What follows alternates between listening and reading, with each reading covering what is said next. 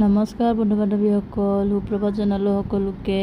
ভাত পানী বনালে নে নাই জনাব দেই। মই পিছে বনাই আছোঁ, যিটোহে গৰম দিছে সেইকাৰণে ভাবিলোঁ সোনকালে ভাতকেইটা বনাই থৈ অকণমান ঠাণ্ডা হৈ থাকক বুলি সোনকালে বনালোঁ। আৰু এনেইতো সোনকালে নবনাওঁৱে।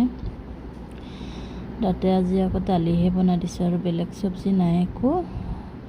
দালি চালি খাবলৈ মন নোযোৱা হৈছে, কিন্তু ছোৱালীজনীৰ কাৰণে বনাবলগীয়া হ'ল। আৰু এইফালে মাও খাব নোখোজে দালি, এনেকৈ দালি আলু এনেকৈ পিটিকা কৰি খাম আৰু ভাজি চাজি বনাই নাথাকোঁ আৰু এনেকৈ খাই দিম আজি দুপৰীয়া সাজটো। আৰু আপোনালোকে কিহেৰে বনাব জনাবলৈ নাপাহৰিব কমেণ্ট কৰি।